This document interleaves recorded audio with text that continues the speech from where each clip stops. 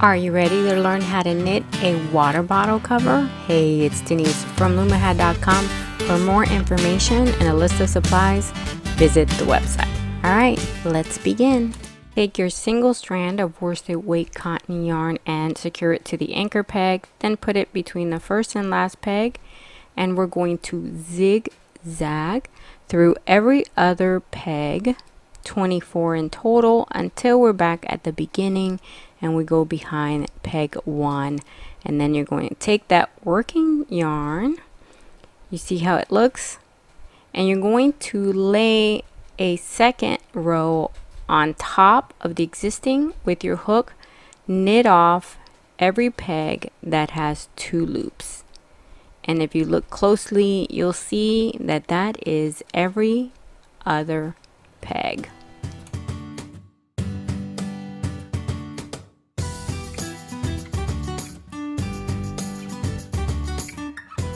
Once you knit off peg 24, you're done with the cast on and you're ready for rows 1 through 10, where you're just going to knit the row. Peg 1 on row 1 does not have a loop, and so you're going to take the working yarn and lay it loosely over pegs 1 and 2 and knit off. And that was a U-wrap. You can also use the flat version of the knit stitch, any one of the versions other than the E-wrap. Now I only skipped peg 1 only on row 1. You're not going to continue to do that. And excuse this little boo-boo right here, it happens, right? So continue knitting. You need to do 10 rows in total of the knit stitch.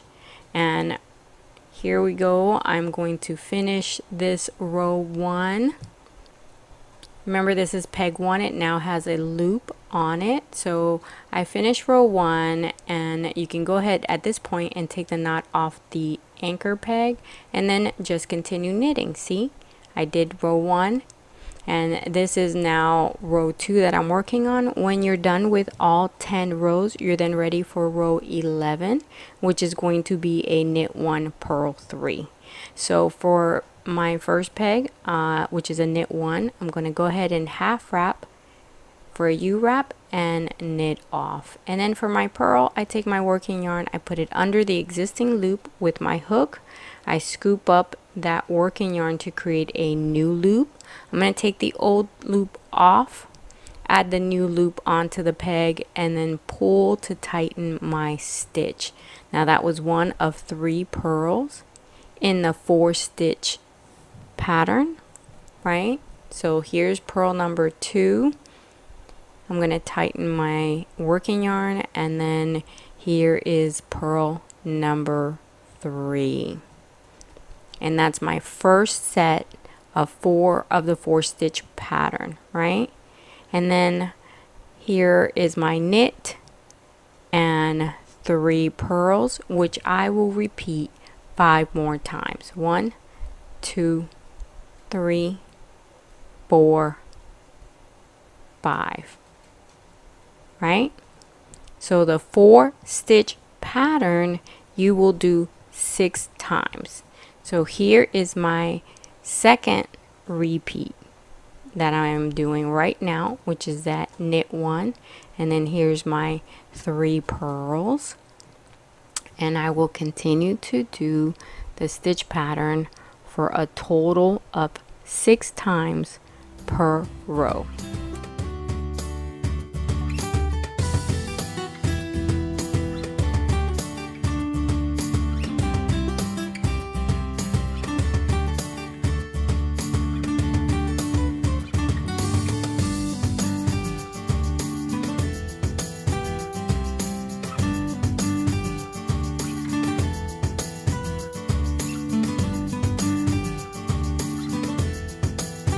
Once you're done with that row, you are ready for row 12, which is a knit 2 purl 1 knit 1.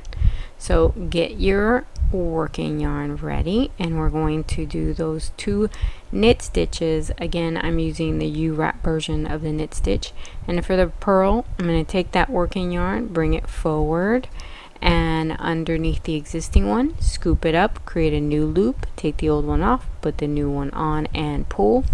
and then I do another knit 1. Okay, now I'm ready for my repeats right here. So I'm going to do 2 knits, 1 purl, and 1 knit, and continue your repeats. Remember, you're doing 6 repeats per row of that stitch pattern.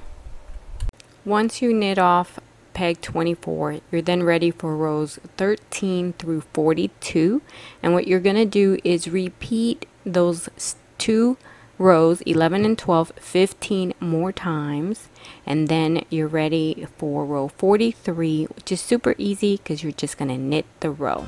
You remember how to do the knit stitch, right? You got this.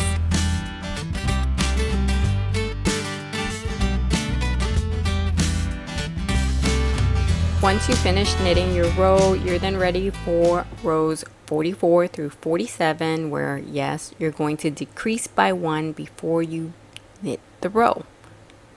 And by the way, you're knitting flat. All right, let's do this. You're working over 2 pegs, and first you're going to knit those 2 pegs. So there's 1, here's peg number 2. And it's number 2 because I'm heading in that direction. Okay, so you're going to take the loop off peg 2, put it on peg 1, and tighten it a bit just to kind of control it, and then knit off. You're then going to take the loop off of peg 1, move it to peg 2, and now, ta-da! You have 1 peg without a stitch. Alright. Now you're just going to knit your row. There you go. Easy pleasy.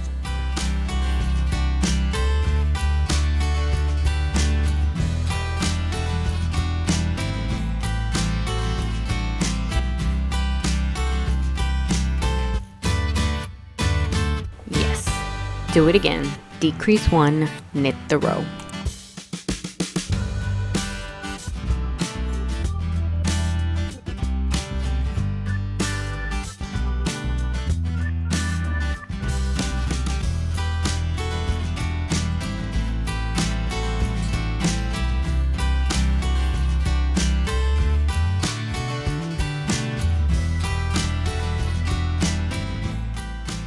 Alright, finish this one, and then you only have 1 more to go. Don't worry that we're not on the same side. Like if I end up on the right, you end up in the left. Don't overthink that. Just make sure you have 4 empty pegs. Keep going.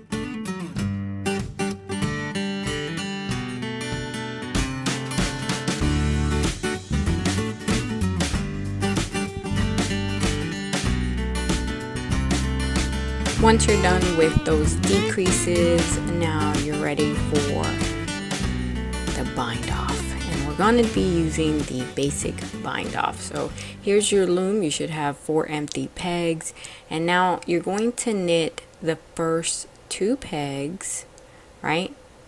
Because we're going to be working 2 pegs at a time.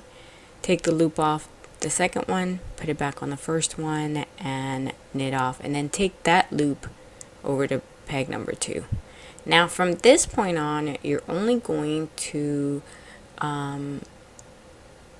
put a stitch on peg 2 and then decrease, right? So instead of knitting off 1 and 2, you're only going to knit peg 2 like this. You knit off peg 2, move it over to peg 1, knit off, and move that one back to peg 2, and continue this process all the way until you reach the last 2 pegs. So this is what it should look like. Try to keep your loops nice and tight. Cotton yarn is a little funky sometimes, and so you want to keep your edge looking nice and tight. So yeah, here we are on the last 2. So you're going to do like a figure 8 in order to put a loop on both of them, and then take the loop off of 2, put it on 1, bind off, and you really don't need to go back. I don't know why I did that. You're on your last peg, your last loop, so just knit that off 1 more time. Get your scissors, cut your yarn, and pull on it, and it's closed. Now it leaves like a little bump right here. Don't worry about that. go ahead and stretch your stitches. We're gonna fix that little bump, so you do need to have all of your stitches nice and stretched, otherwise they look really crummy, right? You don't want that. So here was your cast on, and now you want to close this. So pull on those strings to close it up. Don't forget to stretch the stitches and just continue to pull, and you're going to sew this nice and closed. So get a needle. I'm using a metal one. I tend to like these a whole lot better than the plastic ones. And then we're going to go through those cast on loops, and every now and then skip a few of them. This is going to help you close this nice and tight, and with a lot less curls or curves or whatever you want to call them, indentations on the fabric. It's just going to be much better. So you'll notice that every now and then I kind of skip a few, and then just bring that yarn inside, and if you want you can do a knot or not, doesn't matter. It's pretty good if you've gone around a few times. Then just cut the excess yarn, and the bottom is nice and closed, and the top still needs you to weave that in and get rid of that ugly one. So you see that I go backwards, and then I feed it through to kind of even it out so it doesn't look like it's just sticking out. And then this is how I weave in my ends. I go through a few of the stitches in the front, and then in the inside I take the yarn and I weave it through a few loops and then cut. And see, it's gone and everything looks good. There you go. Now you have some yarn left over, so you're going to take a crochet hook and you're going to feed it through that top open area where you did the decreases. You're just going to go back and forth as if these were shoelaces, as if you were lacing up your sneakers, right? So you're going to take that single strand of yarn and you're going to feed it through back and forth. Like I said, like shoelaces, because this is how you're going to tighten this decrease section. That's how you're going to tighten it up once you have the bottle in the sack, in the cover. This is how you're going to tighten that decrease so that it fits almost custom to your water bottle, and this will help you work with different bottles. So I drink Zephyr Hills. It's a Florida spring water. But any water bottle will work, and I do reuse my bottles. I wash them out and reuse them a few times before I throw them out.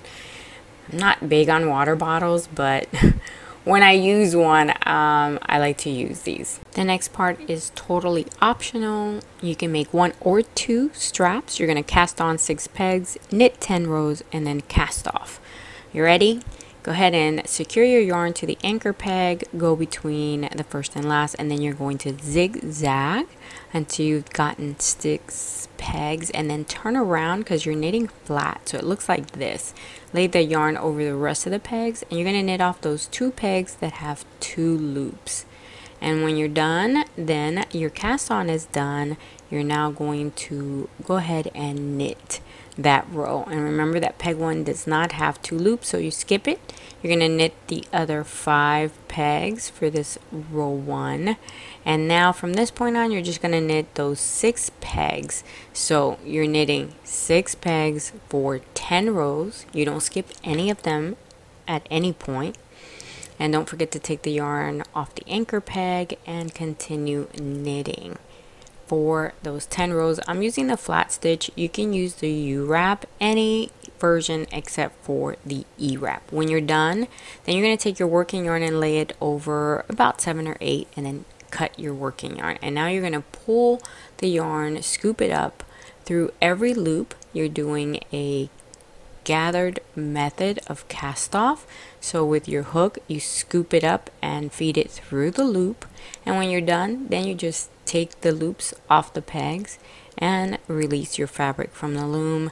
And now, as always, you're going to stretch out your stitches and then pull on those cast on and cast off loops, and they kind of curl a little, and you're going to place it wherever you want. You can place it where the decreases were, or on the back side, front side, because I'm going to add this little clip so I can clip it to my purse and other items. You don't have to do this, or you can even make 2 of them and put them on the side and add like purse ones, or do this. I made a pocket, but I cast off using the basic cast off.